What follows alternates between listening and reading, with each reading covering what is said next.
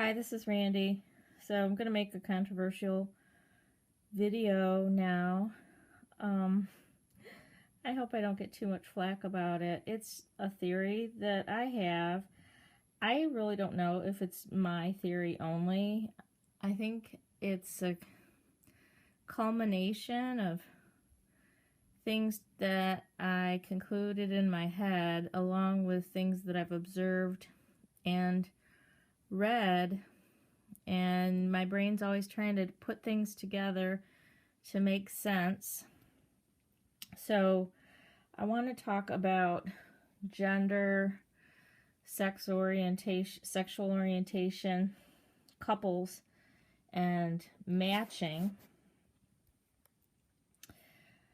with the idea and the premise that females have male and female energy in certain percentages, and males have male and female energy in certain percentages.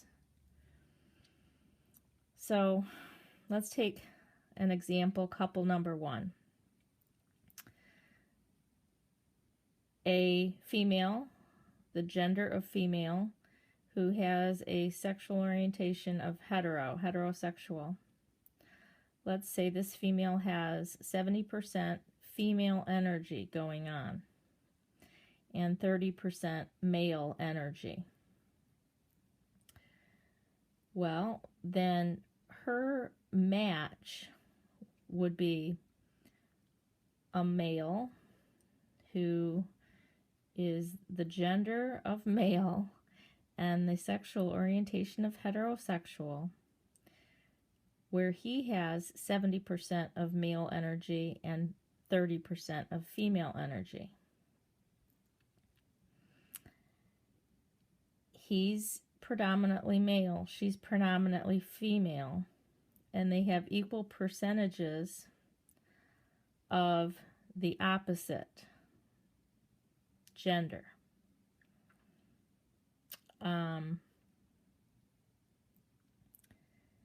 If both of them acknowledge their male and female aspects and work together, and also acknowledge their dark male and female aspects within themselves, those two could match up nicely. That's what I'm thinking. Okay, let's take an example of another couple where things might not get along as well. Couple number two, we would have a female that has 80%. She's heterosexual. But she has 80% female energy and only 20% male energy. She's, again, still predominantly female energy. But let's say she hooks up with a male who has only 40% male energy, and he has 60% female energy. Okay. He says he's heterosexual and he's attracted to females. And I guess we have to accept that, even though he's got predominantly female energy. It's debatable to me whether or not he is truly heterosexual, but that's what he says. So this couple may get along well, but they also eventually may want each other to become more aggressive or more assertive, because combined there's way too much female energy and there is an absence of male energy within the couple. It's not balanced. It's too heavily weighted on the female side. There's going to be a lot of passivity going around between this couple. a lack of assertiveness, and a lack of those male aspects that are needed for balance. This man doesn't balance her out. He doesn't have 80% male in him to balance out her 80% female energy. So this couple might stay together and become more friends, but it won't necessarily be the traditional heterosexual lovey-dovey romance in the bedroom type of relationship. That's just my opinion. Let's take couple number 3. What if we have a female that's heterosexual and she's got 55% female energy and 45% male energy? Okay, so she's teetering. She's got a lot. She's heavy on male energy for what her gender is. But she still says she's attracted to males. We have to take her word for that.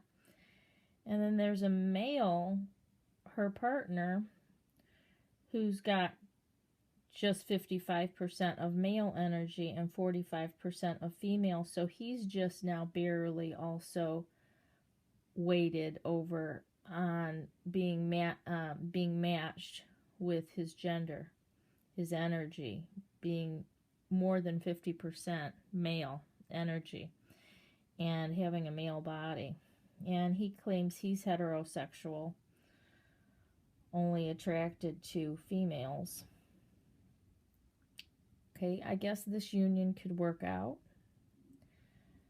if they both value each other's male and female aspects, and they share different kinds of female and male responsibilities. This is where gender roles could be, switched up pretty easily between a couple without too much upset, too much of one person feeling that they're out of sorts or not behaving naturally, what comes naturally to them.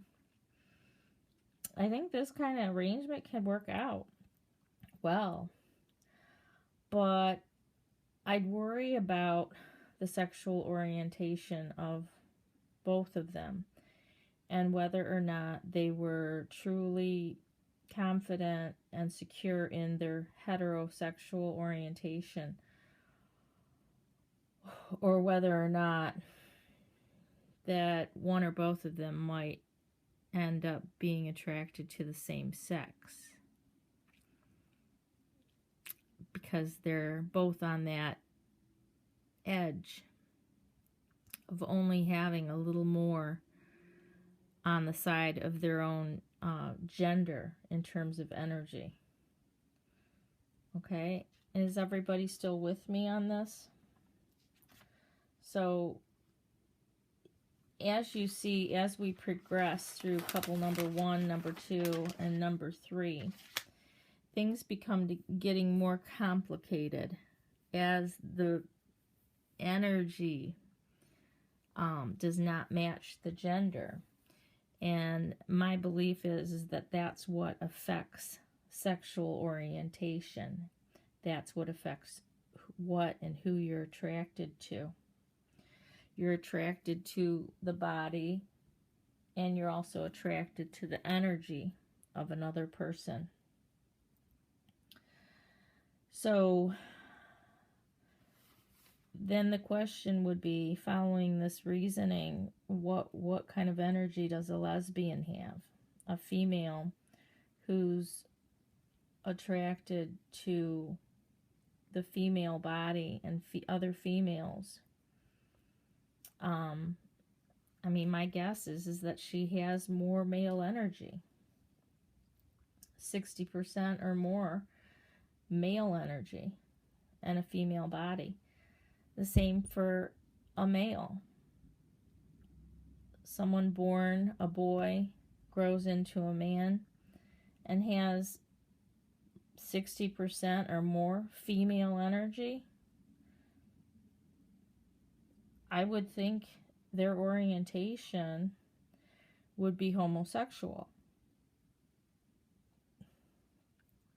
What I don't really get is who those people match up with, because they're going into the same gender's partner, which would mean along these lines their same gender partner would also have to have the female more male energy and the male more female energy. That would put things a little bit out of whack, out of balance, unless of course they got with somebody who was more teetering along the middle, say hovering 50-50 with a bisexual orientation. That would make more sense to me. That a woman who is a straight up lesbian might fit the best with somebody who has a more 50-50 type of energy orientation, and that a male who is straight up homosexual with a lot of female energy might be balanced out best with somebody who's more 50-50 energy and tending toward being bisexual. I really can't speak about this. I'm definitely no expert on lesbians, homosexuals, or bisexuals. I do think it relates, though, strongly to the energy that you're carrying.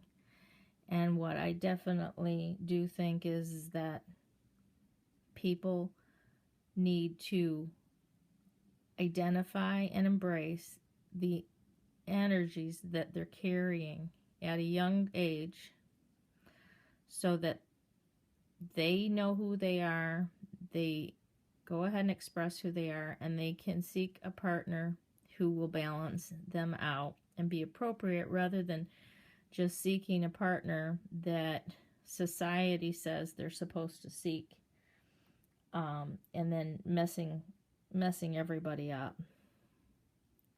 And so I don't want to get on to Bruce Jenner right now, because that's another whole entire different video, because being transgender now isn't just about having a different sexual orientation. It's about actually changing your gender, period. So that's a whole nother video that I may or may not make once I get my thoughts together.